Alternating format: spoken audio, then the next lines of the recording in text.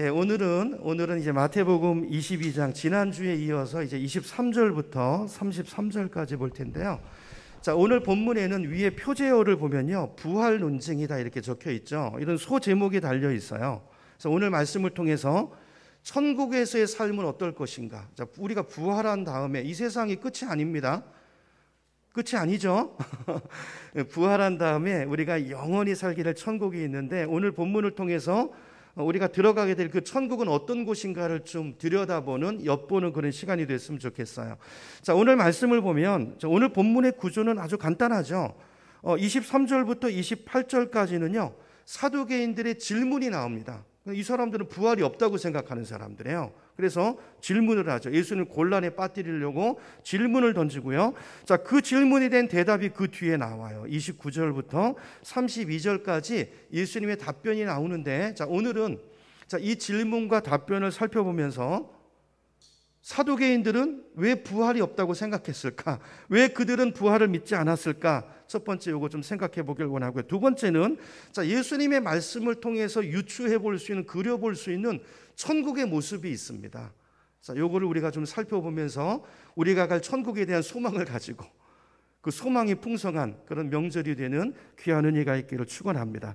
자, 이렇게 본문으로 들어가서 이제 오늘 말씀을 보면, 자, 예수님의 말씀 중에서 가장 눈에 띄는 대목이 뭐냐면 저는 29절인 것 같아요. 29절 보면, 자, 예수님이 이렇게 말합니다. 너희가 성경도 하나님의 능력도 알지 못하는 거로 오해하였도다 그랬어요. 너희가 오해했구나. 왜요? 두 가지 말씀하세요. 성경을 몰라서. 또 성경을 모르니까 하나님을 모르잖아요. 왜냐하면 하나님에 대해서 알려주는 책이 성경이잖아요. 그렇죠? 그러니까 하나님을 모르고 성경을 모르고, 그래서 부활에 대해서 오해하고 엉뚱한 소리 하고 있구나, 그 말씀이에요. 자, 오늘 이 말씀을 통해서 우리가 첫 번째 살펴보길 원하는 것은요, 성경을 읽을 때, 여러분 성경을 읽으시나요? 읽으시죠. 근데 어떻게 읽어야 되는가? 성경을 어떻게 읽어야 되는가? 자, 우리가 어떻게 믿어야 되는가? 이런 거를 먼저 생각해 보고 전 이해로 살펴보고 넘어가기를 원합니다. 자, 23절부터 우리 다시 보죠. 23절부터 보면요, 제가 읽습니다. 여러분 스크린을 보셔도 돼요. 자, 같은 날 사두개파 사람들이 예수께 와서 부활이 없다고 주장하죠. 그러면서 예수님에게 질문합니다. 자, 여기 사두개인들이 나오는데요. 자, 사두개파 사람들은 어떤 사람이냐면, 첫째, 이 사람들은 부활을 믿지 않아요. 두 번째, 천사의 존재를 인정하지 않습니다. 그러니까 영적인 세계를 받아들이지 않는 사람들이에요. 보이는 게 다지 영적인 게 어디 있어, 이런 사람들이에요. 자, 왜 이들의 신앙이 이렇게 됐는가? 자, 예수님 말씀에 의하면 뭐라고요? 방금 말씀드렸죠? 성경을 몰라서 그렇다는 거예요. 근데 이 사람들은 성경을 갖고 있는 사람들이잖아요. 근데 왜 성경을 갖고 맨날 성경을 암송하는 사람들을 향해서 너희가 성경을 모른다 이렇게 말씀하셨을까요? 자, 왜 그러냐면 사두개파 사람들은요, 구약 39권 중에서, 이때는 신약 성경이 없을 때예요.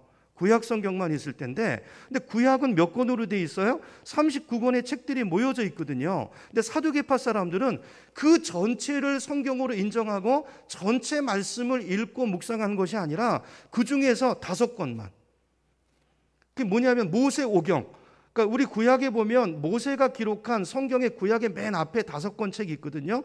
뭐죠? 창세기, 출애굽기, 레위기, 민수기, 신명기, 여기까지 이 5권을 모세가 기록했다고 해서 모세오경이라고 그러거든요. 다른 말로 이걸 율법서라고 그러는데, 이것만 붙들고 있는 거예요. 이것만 하나님 말씀이야. 그래서 율법만 붙들고 있는 거예요.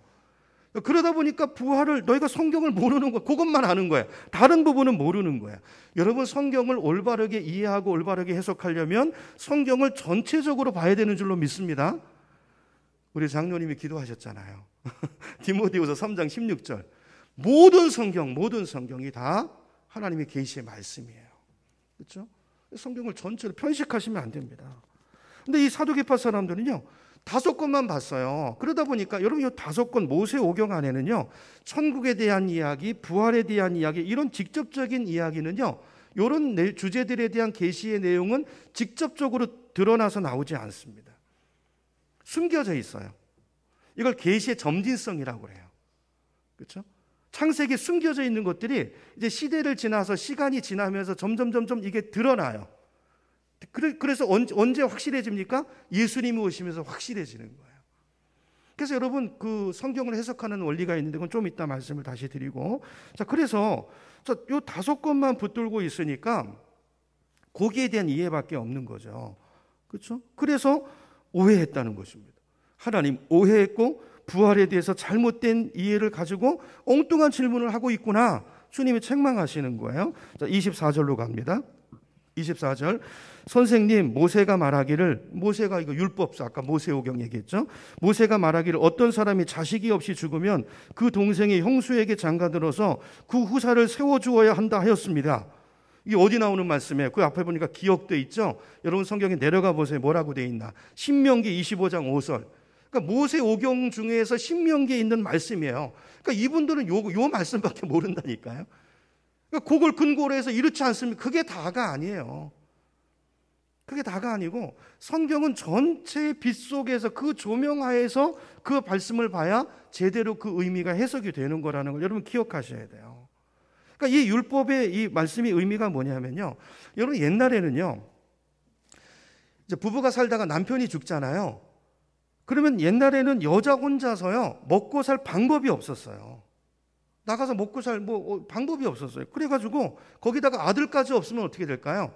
아들이 없으면 대까지 끊어지니까 그 가정은요 이제 완전히 소망이 없어져 버리는 것입니다. 그래서 그때는요, 자 형이 자식이 없는 상태에서 아내만 남겨놓고 죽잖아요.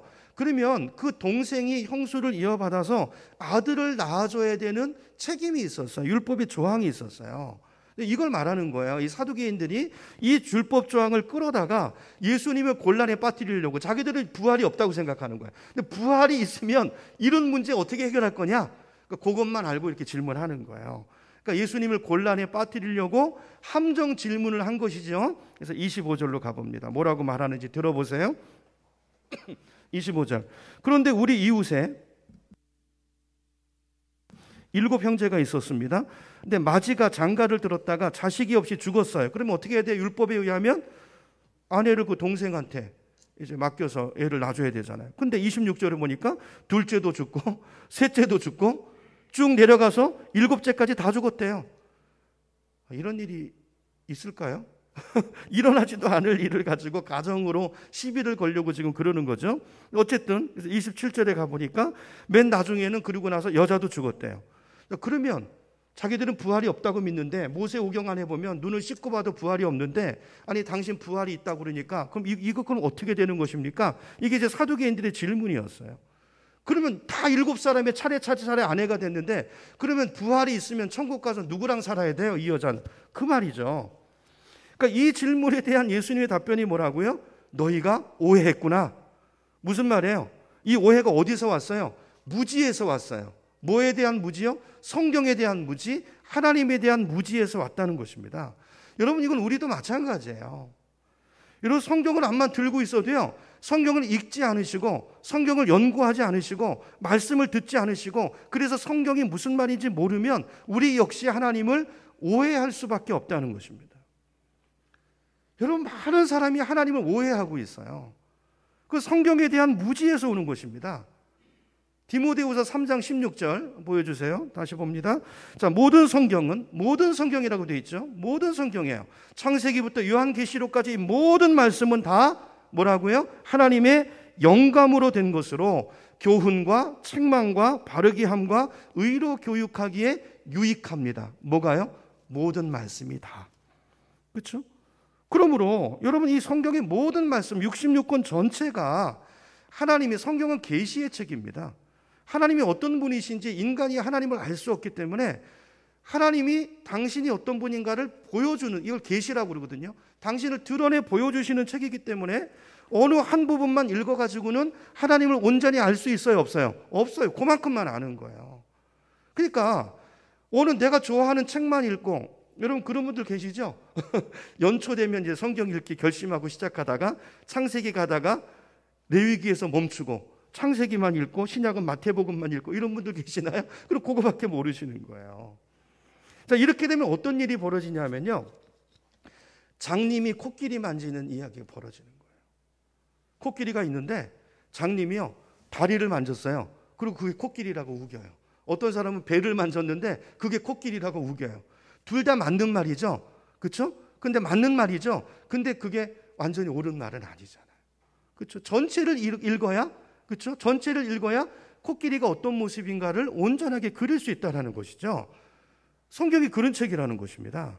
자, 그래서 사두개인들은 편협된 생각을 가지고 자기 기준을 가지고 모세 오경만 성경이야. 자, 이렇게 생각했기 때문에 부활을 오해했고 천국을 오해했다라는 것입니다.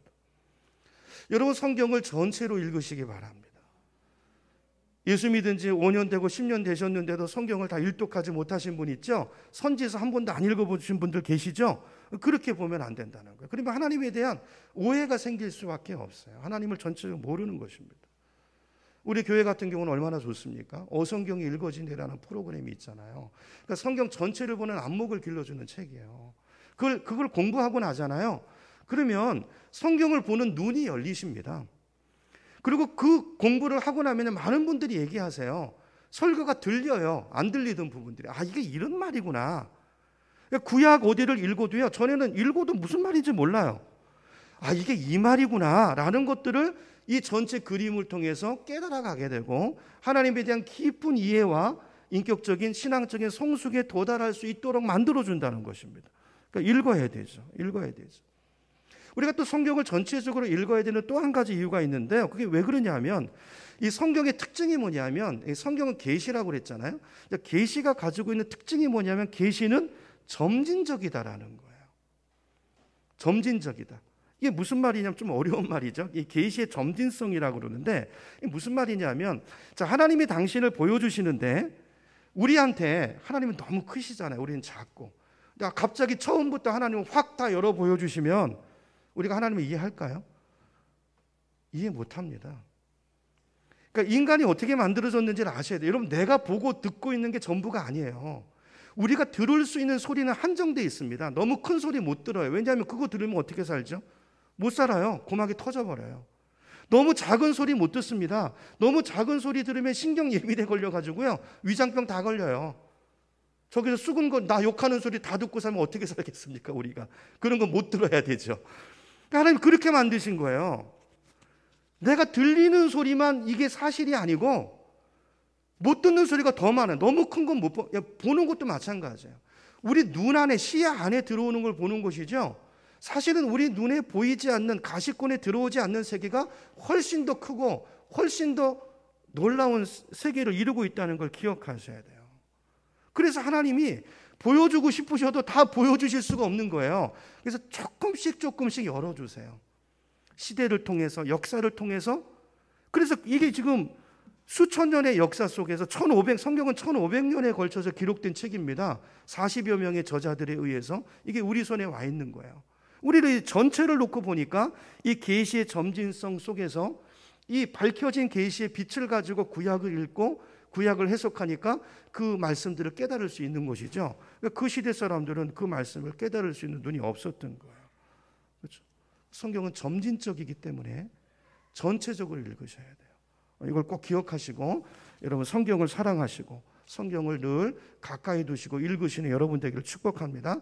자, 이걸 첫 번째 파트를 정리하면서 우리가 성경을 읽을 때 꼭 기억해야 되는 건 네 가지 간단하게 정리합니다. 여러분 마음에 담으셨으면 좋겠어요. 첫 번째는요, 여러분 성경을 읽을 때 자기 입맛에 맞는 좋아하는 한두 구절 가지고요 어떤 논리나 교리를 세우시려고 하시면 안 됩니다. 이게 이단들이 빠지는 오류예요. 그러니까 이단들은요 자기가 말하고 싶은 게 있어요. 거기에 맞는 성경을 찾는 거예요. 그리고 그걸 교리로 만들어. 아닙니다. 성경 전체로 검증을 받아야 돼요.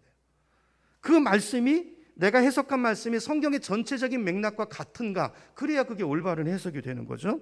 그러니까 전체의 빛으로 부분을 봐야 된다. 첫 번째고요. 자, 두 번째, 우리가 성경을 읽을 때 기억해야 되는 거 두 번째는요, 신약의 조명을 통해서 구약을 봐야 된다는 거예요. 아까 말씀드린 것처럼 구약은요 계시가 숨겨져 있습니다. 근데 숨겨져 있는 계시가 시대를 가면서 점진적으로 드러나요. 이게 언제 가장 밝게 드러났어요? 예수님이 오심으로. 그렇죠? 그래서 그 예수님의 빛에 의해서 구약이 완전하게 해석이 돼버렸어요. 그래서 새롭게 조명된 책이, 구약을 재해석해 놓은 책들이 신약의 서신서들에 있어요. 그러므로 여러분 이 신약을 가지고 구약을 보면 아, 이게 이 말씀이었구나. 이게 이런 과정을 통해서 이런 뜻이었구나. 그래서 이런 예언이 있는 거구나. 자, 이런 것들을 알게 되는 것입니다. 그래서 성경은요 굉장히 조직적입니다. 짝이 있어요. 짝. 이건 신천지에서만 해서 이게 이렇게 말하면 꼭 이상하게 들리는데 아니 그게 아니고 실제 성경에 짝이 있습니다. 짝이 있어요. 우리가 그래서 성경을 균형 있게 보는 훈련을 해야 되고요. 자, 성경 한 군데 봅니다. 근거 구절인데요. 히브리서 1장 1절 한번 보여주시죠. 자, 하나님께서 옛날에는 누구를 통해서요? 예언자들을 통해서 여러 번에 걸쳐서 여러 가지 방법으로 우리 조상들에게 말씀하셨으나 이게 점진적으로 조금씩 보여주셨다는 거예요. 다양한 방법으로. 그러나 마지막 날에는 누구를 통해서요? 아들을 통해서. 아들이 누구죠? 예수 그리스도를 통해서 우리에게 말씀하셨다는 거예요. 무슨 말이냐면 구약에 나오는 모든 상징들은 다 그림자고 그 그림자가 실체가 돼서 이 땅에 오신 분이 누구예요? 그분이 아들 예수 그리스도라는 것입니다. 그것이 신약 성경에 자세하게 드러나 있어요. 그러므로 그래서 그렇게 말하잖아요. 요한도 말씀이 하나님의 이 계시의 말씀이 우리가 눈으로 볼 수 있는 육신이 돼서 우리에게 오신 분이 예수 그리스도라는 거예요. 우리가 볼 수 있는 모습, 이해할 수 있는 모습. 그래서 모든 구약은 예수를 향하고 있는 거예요. 그래서 그 예수의 빛으로 구약을 보면 아, 이게 그 얘기구나, 그 뜻이구나, 무슨 얘기인지 몰랐던 것들이 이해가 되기 시작한다는 것이죠. 우리가 이 관점을 가져야 돼요. 그래서 전체를 읽으셔야 돼요. 그죠? 그리고 구약을 통해서 신약이 더 풍성해지는 거고요. 신약을 통해서 구약이 해석이 되는 거예요.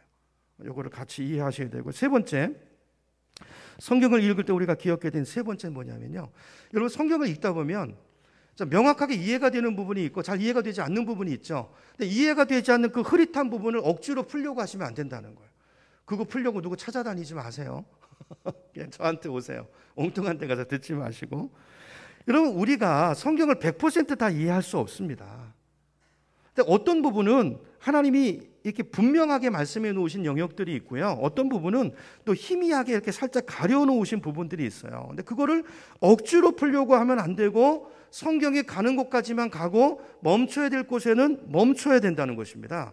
자, 그렇게 두고 성경을 읽어 가다 보면 요 부분을 해석할 수 있는 빛이 되는 근거 구절들이 있어요. 그럼 그 명확한 부분을 가지고 요 부분을 해석해보고 유추해 보려고 애를 써야 된다는 것이죠. 자, 이런 이제 신학적인 자세가 필요하니까, 자, 이런 것들은 이제 이런 것들을 위해서 목회자가 있는 거죠. 그렇죠? 목회자의 도움을 받아야 되고요. 그러니까 억지로 풀려고 하면 안 되고, 자기 마음대로 해석하면 안 된다는 거 기억하시고요. 자, 마지막 성경을 읽을 때 우리가 기억해야 되는 건 네 번째는요. 이런 성경 66권으로 하나님이 하시고 싶은 말씀을 다 하셨어요. 다른 말로 말해서 성경의 계시가 완성된 줄로 믿으시기 바랍니다. 이 말은 다른 말로 말하면 무슨 말이냐면 이 성경 66권 안에 들어있는 말씀은요, 한 구절도 버릴 말씀이 없다는 거예요. 꼭 필요하기 때문에 주님이 넣어놓으셨다는 거예요. 반대로 이 하나님의 말씀은 이 자체로 이제 계시가 완성됐고 구원에 대한 계시, 우리가 이 땅에서 신앙생활을 해나가는 데 있어서 필요하고도 충분한 말씀을 다 주셨기 때문에 더 덧붙일 필요가 있을까요? 없을까요? 없어요. 그러므로 몰몬교 같은 것은 받아들이면 안 됩니다. 몰몬교는 성경을 인정하면서 그걸로 부족하고 몰몬경, 이 성경의 권위 위에다 몰몬경을 얹어놔요. 이게 이제 마귀가 예단들이 마지막 때 하는 일입니다. 성경의 권위를 무너뜨리는 거예요. 이런 꼭 기억하시기 바랍니다. 성경에 계시는 그 이 자체로 완전합니다. 필요하고 충분합니다. 자, 그걸 이제 우리에게 보여주는 말씀이 여러 구절들이 있는데 한 군데만 보죠. 자, 요한계시록 22장 18절입니다. 스크린 보세요. 자, 요한계시록은 여러분 아시는 것처럼 성경의 맨 끝에 있는 책이에요. 그렇죠? 맨 마지막에 있는 책. 성경을 닫는 책이에요. 거기에 맨 마지막 장이 22장이고요. 요한계시록에 거기에 맨 마지막 부분이 18절, 19절, 20절인데 18절을 19절을 제가 읽어보겠습니다. 18절, 나는, 여기 나는 누구죠? 사도 요한이죠. 나는 이 책에 기록한 예언의 말씀을 듣는 모든 사람에게 증언합니다. 누구든지 여기에 무엇을 어떻게 하면요? 덧붙이면, 이 계시 외에 무엇을 덧붙이면 하나님께서 그에게 이 책에 기록된 재앙들을 어떻게 하신다고요? 재앙도 덧붙이신대요. 덧붙이지 말라는 거죠.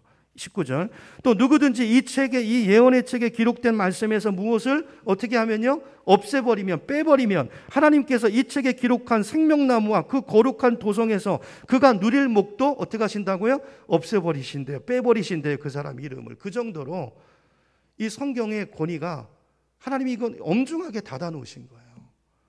여러분 이거 손대지 마시기 바랍니다. 근데 이게 어떤 분은 이제 이렇게 질문하는 분이 있어요. 여기 이제 18절에 이 책이라고 되어 있으니까 이건 요한계시록을 말하는 거 아니냐? 여기 이 책은 요한계시록이지 이게 뭐 성경 전체냐? 이렇게 말하는 분이 있는데 그렇지 않습니다. 이게 19절에 나오는 19절에 가보시면 생명나무라는 얘기와 거룩한 도성 얘기가 나오는데 이건 이제 창세기부터 나오는 거예요. 이게 연결되어 있는 것입니다. 그러니까 성경의 첫 책과 여는 책과 닫는 책에 이 동일한 내용이 있어요. 여러분 창세기와 요한계시록은 짝입니다. 짝. 그러니까 그 에덴 동산에부터 생명나무가 있잖아요. 그렇죠? 이 책에 기록된 생명, 그러니까 성경 전체를 말하고 있다는 것을 우리가 알 수가 있는 대목이에요. 그러니까 중요한 것은 뭐죠? 핵심은 여러분 성경을 모르는 분이 돼서는 안 된다라는 거예요. 여러분 성경을 부지런히 읽으시고 또 읽기 어려우신 분들은 요즘은 뭐 오디오 성경 많죠? 잘 들으시고 그렇죠? 또 좋은 강좌들도 들으시고 교회에 또 그런 훈련 프로그램이 있으면 와서 열심히 훈련하시고 이렇게 해서 그렇죠? 영적으로 무지한 자리에 빠져 있지 마시고 하나님 더 깊이 알아가시고 또 이 땅에서 행복을 누리시고 나누시는 복된 인생을 사시기를 축복합니다. 자, 여러분 생각해 보세요. 자, 이렇게 하나님을 보여주시는 책이 있는데 근데 이 책을 한 번도 평생 진지하게 처음부터 끝까지 읽어보지 않고 연구해보지 않은 사람이 나는 하나님에 대해서 이렇게 생각해. 나는 교회는 이래야 된다고 생각하고 믿음은 이런 거라고 생각해. 그래서 나는 기독교를 받아들이고 싶지 않아. 이렇게 말한다면 그건 얼마나 교만한 거예요. 아니 책을 읽어보고 나서 그렇게 이야기하면 그래 듣겠어요. 그렇잖아요. 근데 어떻게 자기 생각으로 하나님을 규정하고 자기 생각으로 교회를 규정하고 그렇게 합니까? 이게 굉장히 위험한 교만인 것입니다. 그러므로 여러분 이제 우리 교회에 이제 처음 이제 막 예수 믿기 시작한 분들도 계시는데요. 우리가 진지하게 고민해야 될 게 있어요. 정말 기독교가 생명의 종교인가? 여기에 진짜 나를 살리는 구원의 말씀이 있는가? 라는 것을 여러분 결정하셔야 됩니다. 어떻게 결정하실 거예요? 여러분 성경을 읽으시기 바랍니다. 그리고 성경을 읽으시고 여러분 한번 이게 진리인가 아닌가를 알려고 한번 애를 써보세요. 물론 우리 도움으로는 안 돼요. 이 교회 프로그램이 있으면 와서 도움도 받으시고 무엇보다도 하나님께 기도하셔야 되죠. 하나님, 제가 이 말씀을 이해할 수 있도록 도와주세요. 하나님이 살아계시다면 이 말씀이 깨달아지게 해주세요. 이 마음 가지고 겸손한 마음으로 구도자의 마음으로 나와서 그렇게 말씀을 읽고 주님 앞에 나아가면 하나님이 오십니다. 여러분 기독교는 체험의 종교예요. 우리가 이 열망을 가지고 나아가면 하나님이 반드시 역사하시고 하나님 우리 가운데 임하시는 것을 경험하게 될 줄로 믿습니다. 여러분 이 과정을 통해서 확실한 믿음의 길을 걸어갈 수 있는 우리가 됐으면 좋겠어요. 이게 오늘 첫 번째 메시지고요. 자, 두 번째는 이제 30절인데요. 30절로 가서 봅니다. 30절 제가 읽습니다. 부활 때는 사람들은 장가도 가지 않고 시집도 가지 않고 하늘에 있는 천사들과 같다 그랬어요.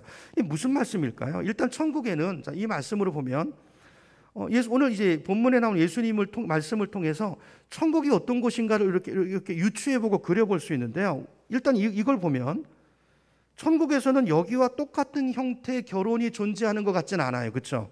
거기는 뭐 장가도 없고 시집도 없다고 하니까. 자, 고린도후서 11장 2절을 보면 바울은 이렇게 말합니다. 자, 고린도후서는요. 사도 바울이 고린도 교회에게 보낸 편지입니다. 편지인데 자, 2절에 뭐라고 하는가 제가 읽어봅니다. 자, 나는 하나님께서 보여주신 열렬한 관심으로 여러분을 두고, 여기 여러분은 누굽니까? 고린도 교회예요. 교회 성도들. 여러분을 두고 몹시 마음을 씁니다. 나는 여러분을 순결한 처녀로 누구에게 드리려고? 그리스도께 드리려고 여러분을 한 분 남편 되실 누구와? 그리스도와 약혼시켰습니다 그랬어요. 그러니까 바울의 말씀에 의하면 교회는 예수님과 어떤 사이죠? 어떤 관계입니까? 여기 나오잖아요. 어떤 관계죠? 약혼한 사이. 그러니까 내가 예수 믿고 교회 안에 구성원으로 들어왔다는 것은, 세례받고 들어왔다는 것은 이 교회의 일원이 돼서 교회 전체가 예수님과 결혼할 사이라는 거예요. 그래서 성경은 우리 교회를, 성도를 신부에 비유합니다. 신부. 예수님이 재림하시는 날이 결혼식 날이에요. 그렇죠? 그리고 우리가 천국에 들어가면 예수님과의 연합된, 우리가 이제 이 성경을 보면 부부 사이를 한 몸이 되는 관계라고 말하잖아요. 마찬가지로 우리 교회가 예수님과 교회를 예수님의 몸이라고 표현하고 또 예수님이 교회의 머리 되신다고 얘기하잖아요. 그러니까 이렇게 연합이 되는 거예요. 이게 결혼의 의미죠. 그래서 예수님과 결혼해서 천국에서 예수님과 결혼 상태에 들어간다는 것입니다. 이게 성경이 이야기하는 거예요. 자, 그러므로 이런 관점에서 본다면 우리가 이 땅에서 누리고 있는 결혼 생활, 여러분 이제 결혼하셔서 지금 이제 혼자 되신 분들도 있지만 이 땅에서의 결혼은 이런 면에서 볼 때 어쩌면 천국의 결혼 생활을 훈련하는 기간이라고 볼 수 있는, 하나님께서 그렇게 만들어 놓으신 것입니다. 예수님과 이루어갈 천국에서의 그 완벽한 결혼 생활을 이 땅에서 그 역할 분담을 해가지고 그 그림자와 그 맛보기를 해가면서 그 삶을 훈련하는 기간이라는 것이죠. 이게 사도 바울의 관점이고 바울의 신학이에요. 그래서 바울은 에베소서에서 이렇게 말합니다. 에베소서 5장 21절인데요. 여러분 댁에 가셔서 한번 찾아보시고 스크린 보시면 됩니다. 자, 여러분은 에베소 교회를 향해서 말하는 거예요. 여러분은 그리스도를 두려워하는 마음으로 서로 순종하십시오. 서로. 자, 이 말은 부부에게 하는 말입니다. 남편은 아내를, 아내는 남편을 순종하라는 거예요. 자, 22절 아내에게 먼저 말하죠. 아내된 여러분은 남편에게 하기를 누구에게 순종하듯 하라고요? 주님께 순종하듯 하라는 거예요. 나중에 천국 가면 교회가 돼서 신부가 돼서 주님을 그렇게 섬기게 될 텐데 그 훈련을 지금 남편한테 하라는 것입니다. 여러분 기억하시기 바랍니다. 여러분 남편한테 순종하셔야 돼요. 그래야 여러분 여기서 그 순종이 그 나라에 가서 순종이 되는 것입니다. 23절 그리스도께서 교회의 머리가 되신 것 같이 남편은 아내의 머리가 됩니다. 바로 그리스도께서는 몸의 구주이십니다. 24절 교회가 그리스도께 순종하듯이 아내도, 이 교회가 그리스도께 순종하는 게 이게 천국에서 이루어질 일이잖아요. 여기서부터 시작되지만 아내도 모든 일에 남편에게 순종해야 됩니다. 25절 남편에게도 말합니다. 남편된 여러분 아내를 사랑하기를 그리스도께서 교회를 사랑하셔서 교회를 위하여 자신을 내주심 같이 하십시오. 여러분 천국에서 이루어질 일을 가정 안에서 이렇게 훈련하고 순종을 통해서 그 비밀과 그 신비를 깨달아가고 그 나라를 사모하는 인생을 살도록 하나님이 이렇게 만드셨다는 것입니다. 그러므로 이 땅에서의 부부 생활은요, 가정 생활은요, 천국 생활의 모형입니다. 모형. 여러분의 가정이 천국의 모델하우스 같은 곳이 돼야 돼요. 그 삶을 남편과 아내와의 관계 속에서 여러분을 훈련해 나가는 것입니다. 점점 말씀 안에서 서로에게 순종하고 복종하는 법을 배워가셔야 돼요. 내 생각을 내려놓으시고. 이렇게 살다가 주님 만나는 거예요. 진짜로 들어가는 거예요. 이건 모형이고요. 자, 그러면 진짜가 오면, 진짜 결혼이 오면 그 전에 그림자 결혼은 사라지는 거잖아요. 그래서 천국에서는 우리끼리 시집가고 장가가는 일은 없고, 그러니까 사도계파 사람들은 이걸 모르니까 오해한 것이고, 예수님의 말씀은 뭐예요? 그 땅에 가면 그 결혼이 아니라 예수님과의 연합을 이루는 완벽한 결혼의 상태로 들어가는 거라는 거예요. 이게 하나님의 구속사의 목표입니다.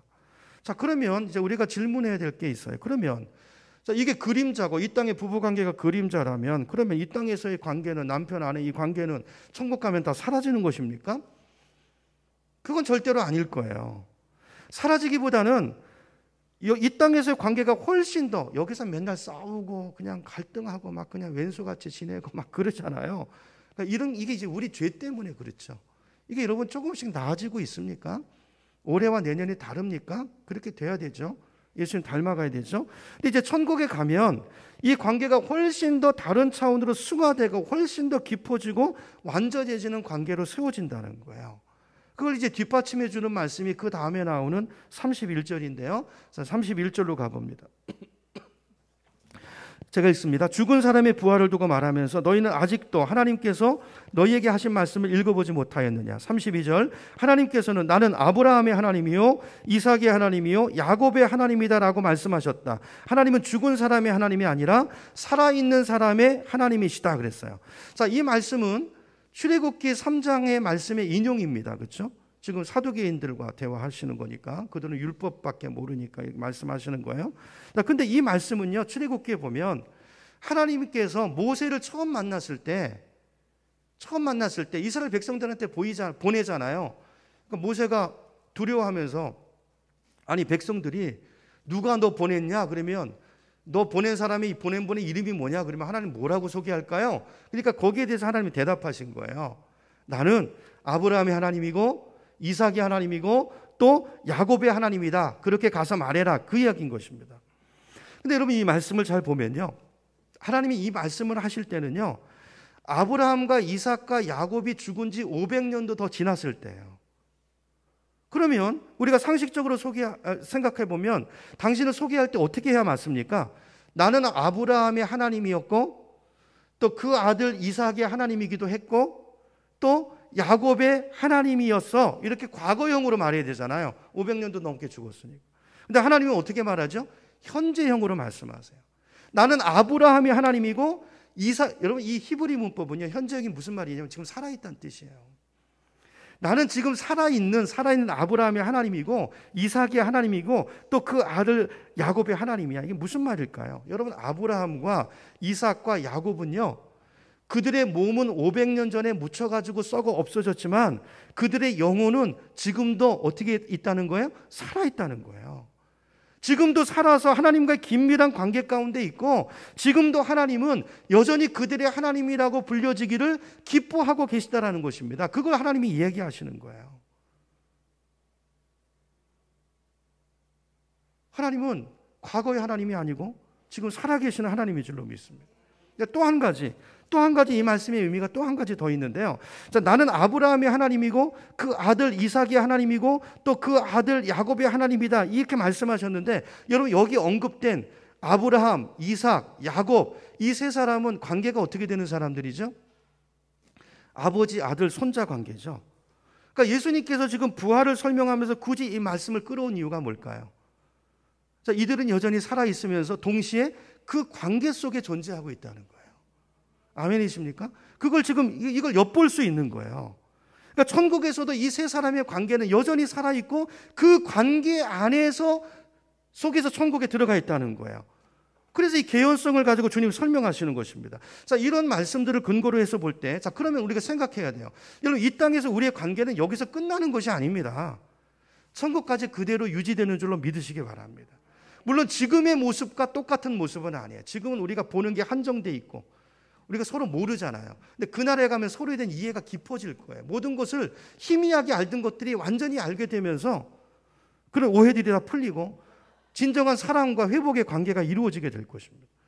이 땅에서의 삶과는 완전히 차원이 다른 더 높은 개념으로 승화된 완벽한 관계로 이어질 것이라는 것을 주님께서 말씀하고 계세요.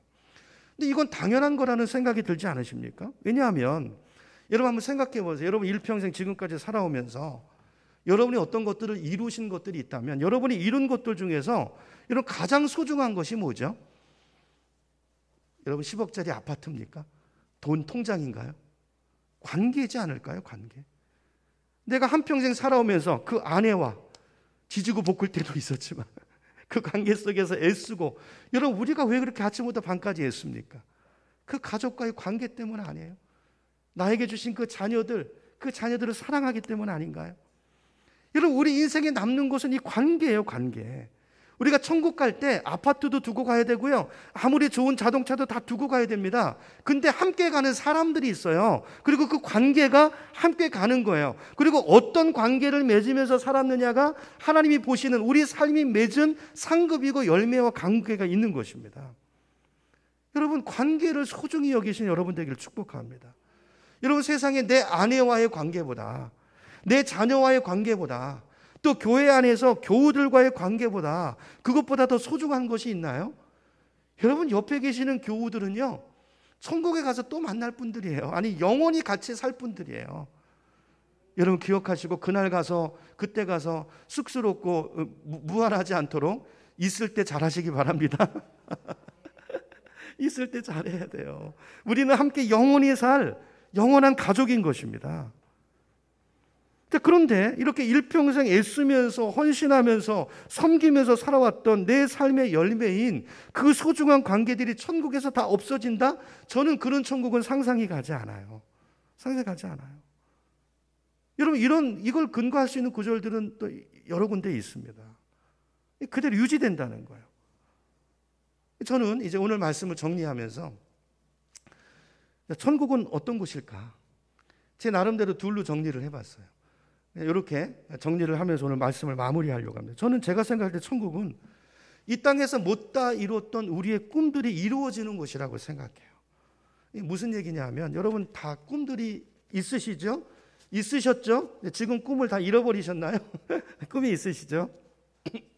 자, 어렸을 때부터 마음 깊은 곳에 담고 있는 그런 꿈들이 다 있으실 텐데, 근데 한번 생각해 보세요. 여러분 중에서 혹시 그 꿈들을 다 이루면서 사시는 분 계신가요? 저는 없을 거라고 생각해요. 저도 많은 꿈들이 있었는데 그걸 다 가슴속에 묻고 많은 것들을 지금 묻고 살고 있어요. 그게 어떤 것은 이제 제가 늦게 주님께 부름받아가지고 사명 때문이기도 하고, 또 어떤 것은 어떤 환경 때문이기도 하고, 또 어떤 가정의 어떤 가장이기도 하고. 여러분 그렇잖아요. 인생이란 게 다 그렇지 않습니까? 어떤 분은 정말 어렸을 때 내가 진짜 소설가가 꿈이었는데, 소설가 한다고 그러니까 아버지가 야 임마 너 그거 하지 마. 소설가 밥 굶어 임마. 그래가지고 저분 제 친구 중에 그런 애가 있어요. 저는 이제 늦게 예수를 믿었는데 그 녀석은 맨날 술 마시면 그 얘기하는 녀석이 있었어요. 어떤 분은 정말 위대한 피아니스트가 되고 싶었는데 야 집에 돈 없어. 돈 없어. 너 그거 그리고 네 재주 갖고 그거 택도 없다. 그래가지고 접었던 분도 있어요. 여러분 우리가 다 이러고 살고 있지 않나요? 우리는 이런저런 이유로 다 꿈을 포기하고 꿈을 접고 사는 사람들이에요. 근데 이게 우리 인생이라면, 이렇게 우리 인생이 끝나는 것이라면 여러분 이게 너무 허무하지 않나요? 여러분 왜 살죠? 꿈도 없이 도대체 무엇을 위해서 이렇게 사는 것이죠? 얼마나 허무한 인생입니까? 그리고 저는 어떨 때 그런 생각도 들어요. 자, 우리 인생이 이런 거라면 성경에 보면 하나님 우리 마음에 소원을 두고 행하시는 분이라고 그랬는데, 그럼 하나님이 좀 너무하신 분이 아닌가 그런 생각도 들어요. 왜 우리한테 소원을 주시고 갈망을 주셔놓고, 그런 갈망을 주셨으면 이룰 수 있는 환경도 주시든지. 근데 인생을 보면 그렇지 않고 결국은 여러 가지 이유로 이루지 못하게 해놓으셨고, 뭐 내 탓도 있지만 뭐 여러 가지 환경 탓도 있을 수 있잖아요. 저 그건 아니라고 생각해요. 근데요, 여러분 성경을 전체로 보면 우리의 삶은요, 이 땅에서의 삶이 끝이 아니에요. 그게 전부가 아니에요. 방금 말씀드린 것처럼 관계도 여기서의 관계가 끝나는 게 아니고 이어지는 것입니다. 우리의 꿈도 여기서 끝나는 것이 아니라 이어지는 것이 아닙니다. 이어지는 거예요. 그렇죠? 아직 끝나지 않았어요. 우리가 천국에 가면 우리가 이루지 못했던 그 꿈들이 반드시 이루어지고 있는 것을 우리가 보게 될 것입니다. 그러니까 성도는요, 자, 이 꿈이 있는 사람은 사는 게 다릅니다. 우리 수요일 날에 갈렙을 이야기했잖아요. 갈렙은 85세가 됐는데도 그 속에서 꿈이 살아 움직여요. 여러분 내가 나이가 들었다고 이제 나는 그렇게 생각하지 마시기 바랍니다. 끝나지 않았어요. 여기서 하던 일을 천국에 가서 이어서 하실 것입니다. 깨워서 하실 것입니다.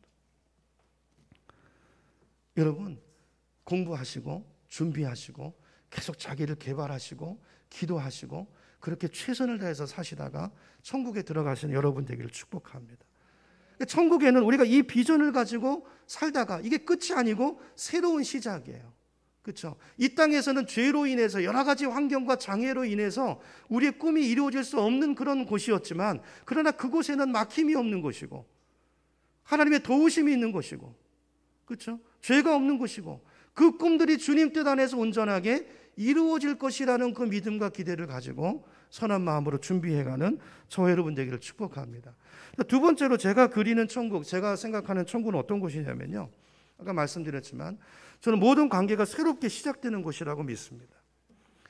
저는 이제 여러 번 설교 때도 말씀드렸지만 아버지와의 관계가 많이 안 좋았어요. 평생 아버지가 미웠고요, 평생 아버지가 너무 무서웠고요, 그 아버지가 너무 싫었어요. 너무 싫었어요. 그러다가 저희 아버님이 인생 마지막에 이제 폐암 말기가 돼서 폐암에 덜컥 걸리셔가지고 그때 예수님을 영접하시고 예수님 만나고 돌아가셨어요.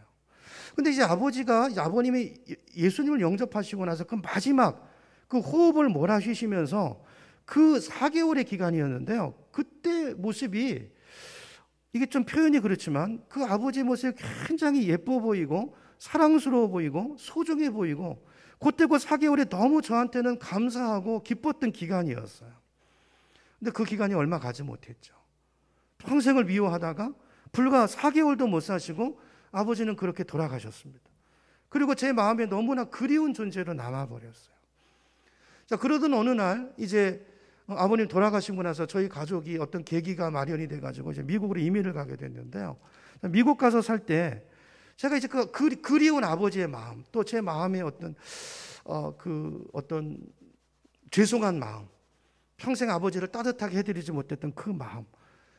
이게 밤에 어느 날 이제 잠이 오지 않아서 그 이민생활, 그 고달픈 생활 중에 하루 종일 교회 가서 엎드려서 기도하고 울고 찬송하다가 아버님 앨범을 들여다보게 됐어요. 그래서 아버님 앨범을 이렇게 쳐다보는데 그 아버지가 너무 보고 싶은 거예요. 너무 그립게 사무치는 거예요. 저도 모르게 그 사진에다가 혼잣말로 아버지한테 무슨 말을 했냐면 이런 얘기를 했어요. 아버지 살아계실 때 제가 아버지랑 대화 한번 제대로 해본 적이 잘 없거든요. 그날 길게 대화를 했어요. 아버지는 저에게 그렇게 썩 좋은 아버지는 아니셨어요. 근데 돌아놓고 생각해 보니까 저 역시도 아버지한테 그렇게 좋은 아들은 아니었다라는 생각이 듭니다. 너무 많이 후회가 됩니다. 아버지 사랑하지 못한 것, 이해하지 못한 것 너무 많이 후회가 됩니다. 근데 아버지 조금만 기다리세요. 제가 이 땅에서의 삶을 다 끝내고 나면 아버지가 계신 그곳으로 저도 갈 텐데 그때는 우리가 새롭게 시작할 겁니다. 그때 아버지는 저한테 더없이 좋은 세상에 둘도 없는 아버지가 되실 것이고 저는 또 아버지한테 둘도 없는 세상에 없는 그런 아들이 돼서 우리가 다시 한번 시작해 볼 그 날이 올 것입니다. 아버지 조금만 기다리세요. 그 얘기를 하는데요. 막 눈물이 쏟아지면서 또 한편으로 막 가슴이 뛰는 거예요. 너무너무 그곳이 그립고. 그때는요, 참 이민생활 가운데 참 고달프기도 했고 너무 힘들었는데요. 그 아버지 생각이 아버지가 너무 보고 싶어서 정말 너무 천국에 가고 싶고 그곳이 그려지고 그런 마음이 들더라고요. 저는 천국은 그런 곳이라고 생각합니다. 이런 모든 어그러진 관계가 그때는 우리가 미숙했잖아요. 부족했잖아요. 그리고 서로를 잘 몰랐잖아요. 그래서 그렇게 상처로 그렇게 서로 힘들게 하고 아픔을 주고 그랬는데 그날에 가면 모든 것들이 걷어지고 죄가 걷어지고 저는 지금도 아버지가 마지막 돌아가셨을 때 그 얼굴을 잊을 수가 없어요. 그 천사 같은 하나님의 죄를 다 걷어가시고 그 천사 같은 모습으로 이게 이제 이 모습으로 천국에서 계실 텐데 여러분 천국은 그런 곳입니다. 여러분 가운데서도 아버지와의 관계가 가족과의 관계가 별로 안 좋으신 분들이 혹시 있을지 모르겠어요. 또는 아버지뿐만이 아니라 또 어떤 사람과의 관계가 많이 안 좋아서 혹시 나중에 저분 천국에 가서 만나면 뭐라고 말해야 될지 모르겠다. 이런 생각이 드는 사람이 있을지도 모르겠습니다. 근데 신경 쓰실 필요 없습니다. 그 모든 것을 다 뛰어넘는 승화시켜버리는 완벽한 관계로 거듭나는 천국은 그런 곳일 거예요. 저 사람은 도저히 내가 이해할 수 없어. 저런 인간이 있어. 그랬던 그 사람과도 그곳에 가면요. 그땐 내가 왜 그랬는지 몰라. 내가 너의 모든 면을 알고 보니까 내가 다 이해가 된다. 내가 미안하다. 이렇게 서로 고백하고 서로 안아주고 보듬어주는 그런 곳이 될 것입니다. 여러분 그러므로 오늘 이 말씀을 묵상하면서 여러분 혹시 여러분의 부모님이 아직 살아계시다면 제 추석 명절인데요. 가장 중요한 것이 뭘까요? 그 부모님을요. 일단 천국에는 가시도록 만들어 드려야 돼요. 여러분 이것보다 소중한 거 없음을 기억하시기 바랍니다. 여러분이 정말 천국을 믿으신다면 지옥을 믿으신다면 이 말씀이 살아계신 하나님의 계시의 말씀이라고 믿으신다면 여러분 천국에 그 천국에 부모님이 가시도록 해드려야 돼요. 그래야 그 뒤에 천국만 가시면 우린 다시 만날 수 있고 이 땅에서 좀 부족했지만 그래도 그곳에서 소망을 가지고 다시 시작할 수 있는 곳입니다. 천국은 그런 곳이에요. 근데 지옥은요. 소망이 없는 곳이 모든 소망이 끊어지는 곳이에요. 여러분 이번 명절에 여러분 이거 기억하셨으면 좋겠어요. 우리 가족 친지 중에서 하나님을 모르는 분들이 있습니까? 여러분 그분을 가장 사랑하는 것은요. 그분에게 가장 귀한 선물은요. 이 선물이에요. 그래서 여러분 이 천국에 대한 분명한 확신이 있고 이 천국을 그리면서 이 땅에 살 때 이 천국을 소망하면서 사는 사람은요. 이곳에서의 삶이 뭔가 달라도 다른 것입니다. 이 확신 때문에 뭔가를 희생하고요. 뭔가를 포기하고요. 그 소망이 있기 때문에. 근데 그건 포기가 아니에요. 주님이 답답하셔서 그걸 상급이라고 말씀하세요. 포기가 아니고 그건 그 나라의 관계를 쌓는 것입니다. 그래서 예수님께서 그런 말씀까지 하세요. 그 불의한 청지기 비유를 하시면서 그 불의한 재물로 차라리 친구를 사귀라고 얘기하시잖아요. 그 얘기하시잖아요. 너무 중요한 말씀이죠. 여러분, 이번 추석 명절 기간에 우리가 더 섬기고 더 거룩하고 더 희생하고 더 양보하고 천국 백성답게 그렇게 섬길 수 있는, 가족들에게 천국 복음을 전할 수 있는 그런 명절 되기를 축복합니다. 성경 한 구절 읽고 마칠 텐데요. 요한일서 3장 2절 3절입니다. 우리 스크린 보세요. 3장 2절 제가 읽습니다. 사랑하는 여러분, 이제 우리는 하나님의 자녀입니다. 앞으로 우리가 어떻게 될지는 아직 밝혀지지 않았습니다만 그리스도께서 나타나시면 우리도 그와 같이 될 것임을 압니다. 그때 우리가 그를 참 모습대로 뵙게 될 것이기 때문입니다. 3절 우리 같이 읽을까요? 3절입니다. 시작. 그에게 이런 소망을 두는 사람은 누구나 그가 깨끗하신 것과 같이 자기를 깨끗하게 합니다. 아멘이시죠? 그래서 여러분 남은 인생 이 천국의 소망 가운데 나를 더 깨끗하게 거룩하게 만들어 가시고 천국의 소망을 가지시고 최선을 다하고 가족과의 관계가 중요합니다. 최선을 다하고 사시다가 그곳에서 신랑 되신 예수님을 함께 만나서 그곳에서 우리 가족들도 만나고 성도들도 만나야 되잖아요. 그런 소망을 가지고 복음을 전하시고 사랑하시고 그렇게 승리하시는 명절 기간이 되기를 주님의 이름으로 축원합니다.